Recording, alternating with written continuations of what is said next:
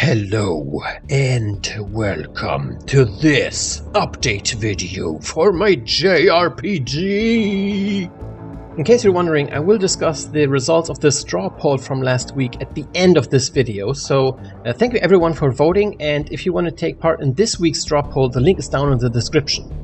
Alright, so the first thing I wanted to focus on this week was the exploration part, and in this game the exploration is based on old school adventure games in the same vein of like Myst, Riven, Seventh Guest, that kind of deal.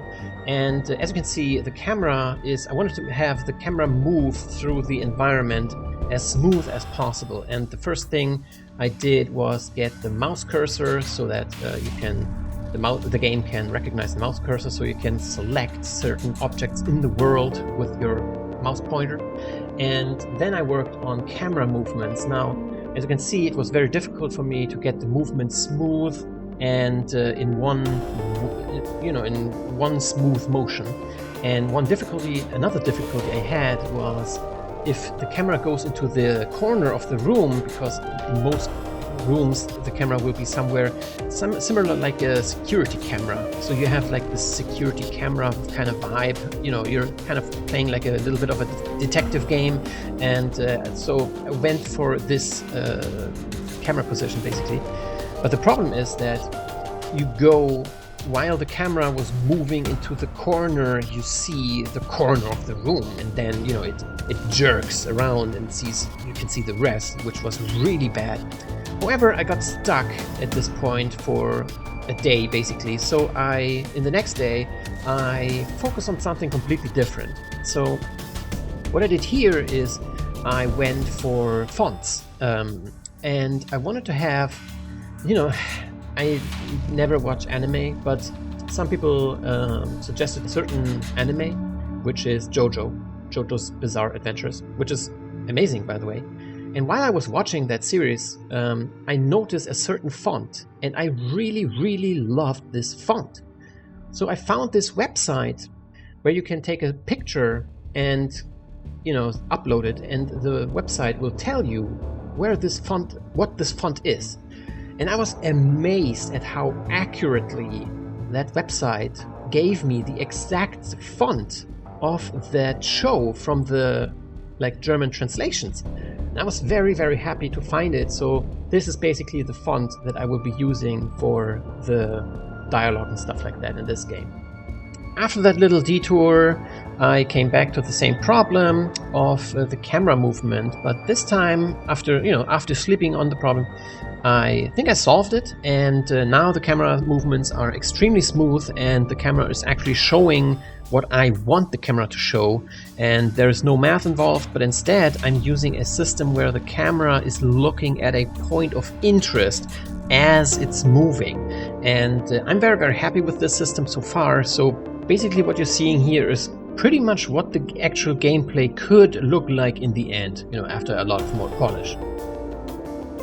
The next thing I wanted to tackle are the more complicated camera movements, where, for example, it goes down a staircase.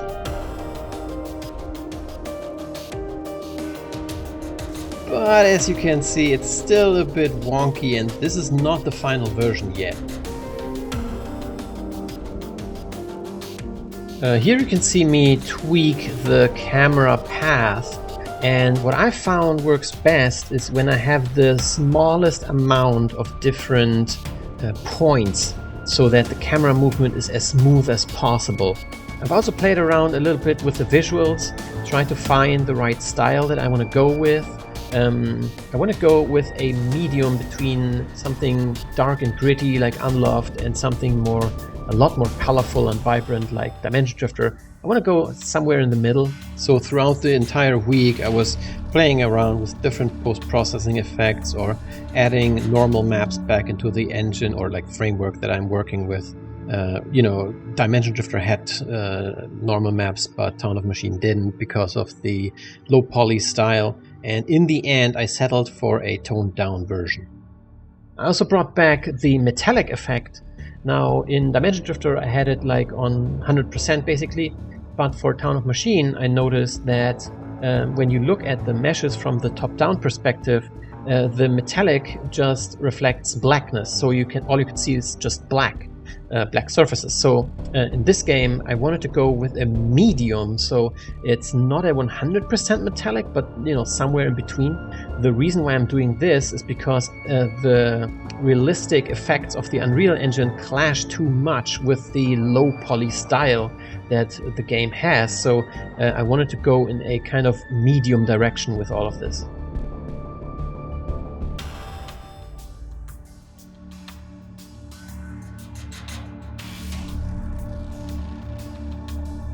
I then went ahead and added a flashlight effect. I do not know if I actually want to use it, but it's there. I also went ahead and made my own mouse cursors that are also dynamically changing based on the circumstances in the game. The next thing I did was create a small visual effect when combat starts. This is something that most of these JRPGs all have. It's just a very small effect, but it actually took me quite a while to get it right. But I'm quite happy with it, so let me know if you like it.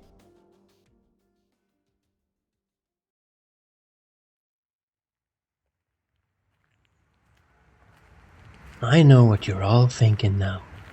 Is this the real life? Yes, I actually had to take a little break at that point, go for a walk, and honestly, this was a really beautiful morning. It had God rays or sun rays, whatever. Todd Howard would be very, very proud. And I was actually quite amazed, so that I actually, recorded this, and I was like, man, this looks amazing. Is this real life, dude? Anyway, back to the game. Now, the final thing for this week that I worked on was the actual layout and where the camera is positioned for the combat system. So I tried out a lot of different camera angles and positions, and where the characters are supposed to stand. And right now this is pretty much a placeholder. I am locking down the positions as I am trying them out and seeing what works and what doesn't. And in the next week I want to use this as my starting point to create the actual combat system. Okay, finally, let's look at the straw poll from last week. So my question was, what's the most important thing for you in a JRPG? And the majority of you voted for explore and discover. So basically the different interesting locations.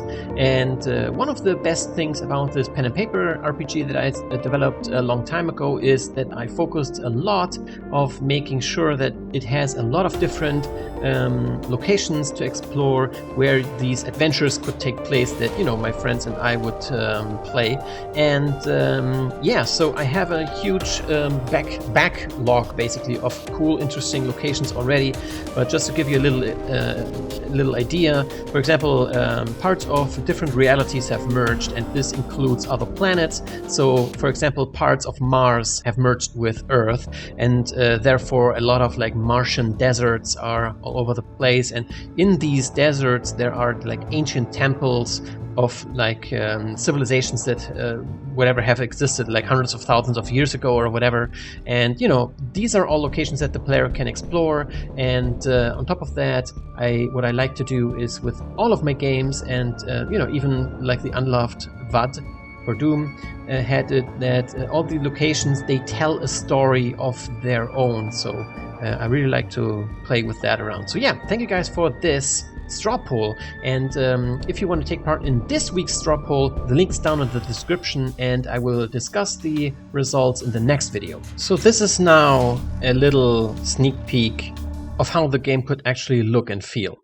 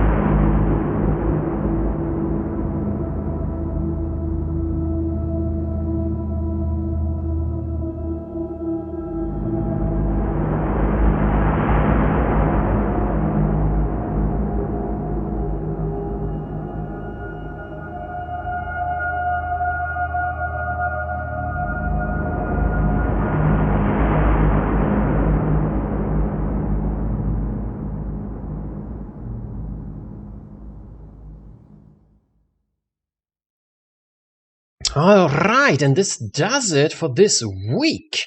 Please let me know if you like this video format that I'm trying, and let me know, if you have any suggestions or comments about anything that I'm doing. Let me know, and yeah, I thank you guys for watching, and I will see you in the next video.